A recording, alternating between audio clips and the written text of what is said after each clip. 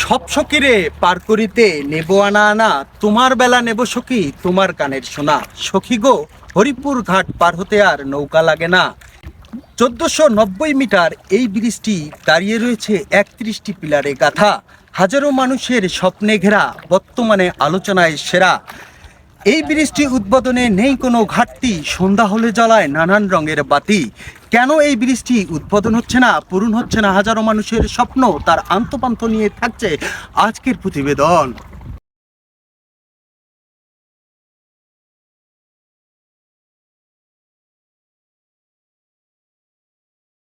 প্রিয় দর্শক শ্রোতা, এই মুহূর্তে আমি দাঁড়িয়ে রয়েছি আজ সেতুর সামনে।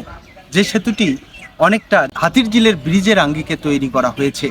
আমার দেখা মতে হাতিরঝিলের চাইতেও এই ব্রিজের সৌন্দর্য অনেকটা ফুটে উঠেছে। আসলে এখানকার সাধারণ মানুষের তথ্য অনুযায়ী আমরা জানতে পেরেছি এই ব্রিজটির কাজ সম্পূর্ণ না হওয়ার কারণে আমাদের হাজারো মানুষের স্বপ্নের যে সেতুটি রয়েছে তিস্তা সেতু, সেটা উদ্বোধন হচ্ছে না। এই মুহূর্তে আমি দাঁড়িয়ে রয়েছি ইসলামপুর বাজার, অর্থাৎ হাতিরঝিলের আঙ্গিকে যে ব্রিজটি নির্মাণ করা হচ্ছে তার পাশেই। এখানে আমাদের স্বপ্নের সেতু, এই সেতুকে কেন্দ্র করে এখানে বেশ কিছু ভ্রাম্যমান দোকান বসেছে এবং রেস্টুরেন্ট রয়েছে। তেমনি একটি রেস্টুরেন্টের সামনে দাঁড়িয়ে রয়েছি, যে রেস্টুরেন্টটি অত্যন্ত সুন্দর করে গুছিয়ে দর্শকদের জন্য উপভোগী করে তুলছে।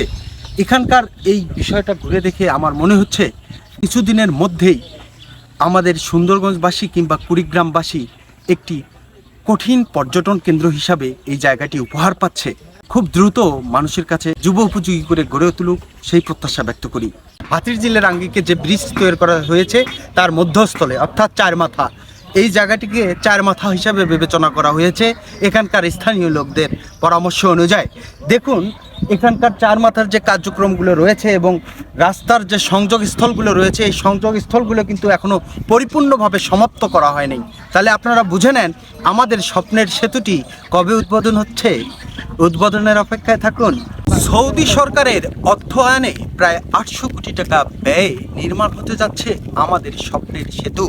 যে সেতুটি নির্মাণের কাজ শেষ হলে কুড়িগ্রাম, বড়বাড়ি, নীলফামারী এবং নাগেশ্বরী এই গ্রামের মানুষগুলো ঢাকা থেকে তাদের দূরত্ব কমে যাবে 100 কিলোমিটার। গাইবান্ধা জেলা এবং কুড়িগ্রাম জেলার সাধারণ মানুষের হৃদয়ে আগলে ধরা সেই স্বপ্নটি পূরণ হতে যাচ্ছে।